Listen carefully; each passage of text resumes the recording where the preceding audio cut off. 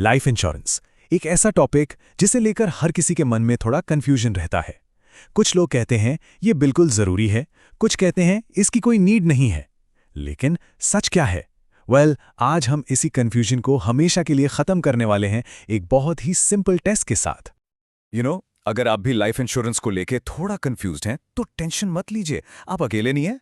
Agents के calls, TV पर ads, इतना सब कुछ देखने के बाद मन में एक ही सवाल आता है कि भाई ये सब मेरे लिए है भी या नहीं। ये एक बहुत ही कॉमन कंफ्यूजन है।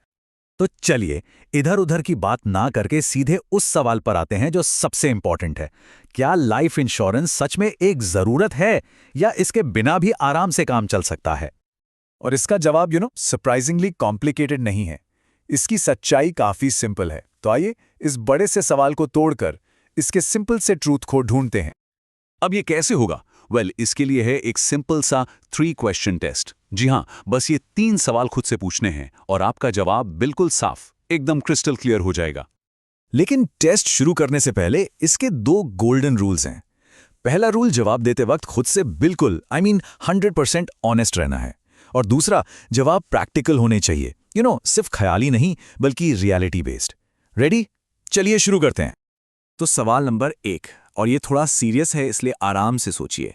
अगर कल को कोई इंसान नहीं रहता तो उसकी फैमिली अपने रोज के हर महीने के खर्चे जैसे घर का रेशन, बच्चों की फीस, इलेक्ट्रिसिटी बिल, ये सब कैसे मैनेज करेगी? अब आते हैं सवाल नंबर 2 पर, जो फ्यूचर के बारे में है।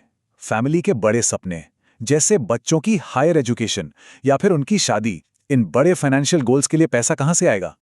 और आखिरी सवाल, सवाल नंबर 3, अगर किसी पर कोई लोन है, होम लोन, कार लोन या कोई भी दूसरा आउटस्टैंडिंग डेट, तो उसके ना रहने पर इस कर्ज का बोझ, ये फाइनेंशियल बर्डन कौन और कैसे उठाएगा? ओके, तो ये थे वो 3 सवाल। अब इनके जवाब ही आपको आगे का रास्ता दिखाएंगे। चलिए देखते हैं कि इन आंसर्स को एनालाइज करके हम कंक्लूजन तक कैसे पहुंच सकते हैं। तो देखिए, 2 सिनेरियोज में लाइफ इंश्योरेंस शायद उतना जरूरी ना हो। सिनेरियो 1, अगर किसी के पास पहले से इतनी सेविंग्स, इन्वेस्टमेंट्स, एफडीज या गोल्ड है कि उसके बिना भी फैमिली सारे खर्चे और फ्यूचर गोल्स आराम से पूरे कर सकती है। या फिर सिनेरियो 2, अगर उनका पार्टनर वर्किंग है और उनकी इनकम इतनी स्ट्रांग और स्टेबल है कि वो अकेले ही सारी फाइनेंशियल रिस्पॉन्सिबिलिटी संभाल सकते हैं। लेकिन अगर इन दोनों में से कोई भी सिचुएशन नहीं है, मतलब ना तो सफिशिएंट सेविंग्स हैं और ना ही पार्टनर अकेले पूरा फाइनेंशियल लोड उठा सकता है, तब लाइफ इंश्योरेंस को कंसिडर करना एक जरूरत बन जाती है। और हाँ, एक चीज हमेशा याद रखें, ये कैलकुलेशन करते वक्त उस घर को कभी काउंट मत कीजिए जिसमें फैमिली रहती है। वो घर उनकी सिक्योरिटी के लिए है, बेचने के लिए नहीं। ये एक नॉन निगोशिएबल रूल है। तो इन 3 सवालों के बाद आई एम श्योर कि अब आप कंफ्यूजन से क्लैरिटी की तरफ बढ़ चुके हैं, क्योंकि अब आप समझ गए होंगे कि ये सिर्फ एक इंश्योरेंस पॉलिसी खरीदने का सवाल नहीं है, ये अपनी फैमिली के फ्यूचर की प्लानिंग का सवाल है।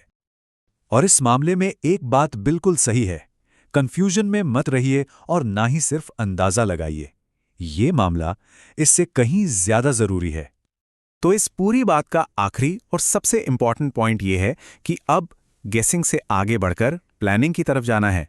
अपनी फैमिली के लिए एक सोचा समझा मजबूत फाइनेंशियल प्लान तैयार करना है। तो जाते जाते बस एक सवाल खुद से जरूर पूछें, आपकी फैमिली का फाइनेंशियल प्लान फैक्ट्स और नंबर्स पर बना है या फिर सिर्फ होप यानी उम्मीद पर? सोचिए जरूर।